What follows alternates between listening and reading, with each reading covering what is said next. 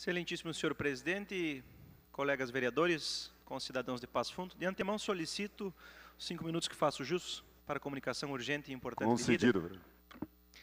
Cumprimento a todos os presentes e venho a esta tribuna para comentar um assunto que acredito ser de importância fundamental no momento histórico que nosso país e a nossa sociedade passa e por ser também Semana Farroupilha. Como animais racionais que somos voltados à busca da verdade. Como muitas vezes animais preguiçosos que somos, cansamos-nos de indagar sobre as coisas e muitas vezes decidimos que elas são aquilo que cada um decide que o sejam. Discursos dos preguiçosos, diríamos assim, de que cada um deve fazer o que quiser e agir como quiser, é amparado por uma filosofia de cunho relativista, que nos dias de hoje, infelizmente, ocupa quase toda a nossa cultura nacional. Vivemos de uma época confusa. Certezas de ontem são as dúvidas de hoje. Muitos se perguntam ainda se há sentido em falarmos sobre a verdade. Os que se intitulam modernos até ironizam que não teria sentido em falarmos na verdade. Afinal, vivemos em uma sociedade democrática, livre, plural, onde não caberia um discurso sobre a verdade, onde a verdade não teria mais espaço. Afinal, não teria cada um direito de pensar o que quer e fazer o que bem entende? E para respondermos a estas questões, se de fato cada um pode e deve fazer o que quer e o que bem entende, creio ser fundamental esclarecermos as diferenças entre o pluralismo e o relativismo. Pluralismo é fruto da liberdade humana, se consagra na convivência das pessoas com um fundo de valores comuns. Pluralismo não nega que existam pontos de vista diferentes sobre assuntos, mas ele acredita e concorda que os pontos de vista diferentes partem sempre de uma referência moral comum, de verdades que ao longo do tempo são imutáveis, não se modificam e não podem ser alteradas a bel prazer dos indivíduos. É somente por termos certas certezas que o homem possui algumas verdades que são imutáveis, valores que unem as pessoas, que de fato nós somos capazes de afirmar, somos livres. Afinal, se não existisse verdade, também não existiria liberdade. Porque sem verdade, seríamos de fato livres para quê? Para o nada? Lembrando as epopeias farroupilhas, já que estamos na semana em que comemoramos as nossas lutas contra a tirania e em favor da autonomia do indivíduo, não eram por acaso livres os gaúchos, principalmente porque concordavam que a liberdade era uma verdade?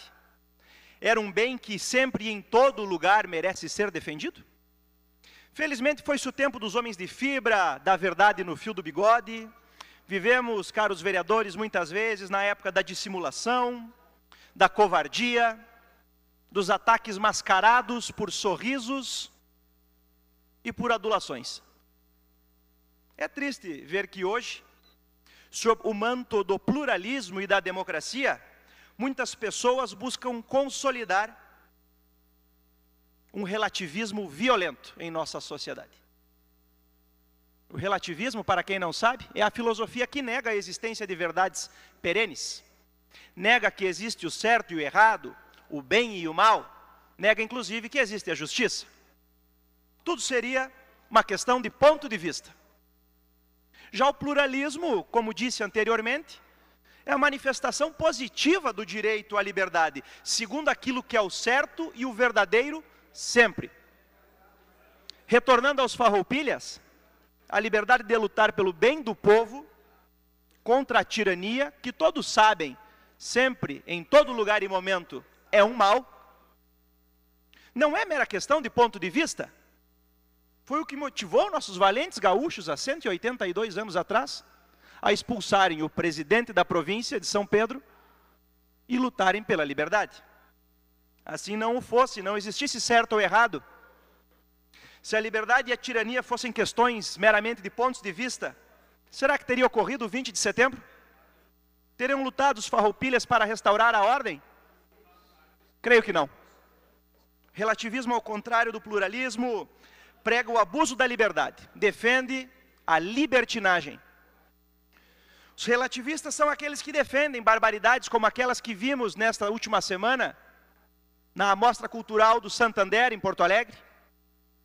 São aqueles que se consideram no direito de julgar arbitrariamente a realidade, como se ela pudesse ser manipulada e alterada conforme o gosto do vivente, sem ter apreço pelo que de fato é real, pela verdade. Os relativistas deixam a inteligência abandonada ao seu próprio capricho e por isso ficam impedidos de reconhecer as coisas como de fato elas são. A realidade, meus caros, não é relativa. Podemos ter pontos de vista distintos sobre as coisas, mas nem por isso o certo vira errado e o errado vira certo. Nunca imaginaríamos nós, gaúchos, que tantos lutamos por valores morais, por liberdade, fizemos diversas revoluções para consagrar a liberdade nessa província, que chegaríamos a pontos tão baixos, capazes hoje de distorcermos coisas tão banais, confundindo liberdade com tirania, arte passando por crime, sem capacidade de diferenciarmos pedofilia e pornografia de gosto artístico. Do jeito que as coisas vão, logo, logo, estaremos incapacitados de percebermos as diferenças morais entre um terrorista e um cidadão de bem, entre um nazista e um judeu, entre um defensor do aborto e um vendedor de drogas, entre aquele que vive fora da lei e aquele que vive dentro da lei. É claro, e todos podem perceber, que o relativismo abre as portas para o tudo é válido. E desse modo abrem as portas os relativistas para os mais irracionais, os mais loucos e os mais perniciosos na sociedade. Com essa lógica, quando até se pergunta ao viciado em drogas por que você se droga, por que usa drogas, obtemos até a resposta: e por que não se drogar? Afinal, é tudo uma questão de ponto de vista. No Brasil do relativismo surgem até, pasmem, senhoras e senhores, aqueles que defendem a manutenção da Cracolândia, quando pessoas tentam reimpor a ordem em tais espaços. Com uma ética tão fluida e sem base sólida, chegamos a perder o sentido do velho refrão do fazer o bem sem olhar a quem. Vivemos na época do refrão, cada um faça o que quiser, como bem entender. Quão baixo chegamos. Vejam, o orgulho e os valores pelos quais lutaram os farrapos ainda ecoam em nossos corações. Não deixemos a baderna e a arbitrariedade tomar conta do império, da lei, da ordem e da verdade no Rio Grande. Tenhamos coragem de defender aquilo que nos dá identidade e sempre nos deu coragem. Muito obrigado.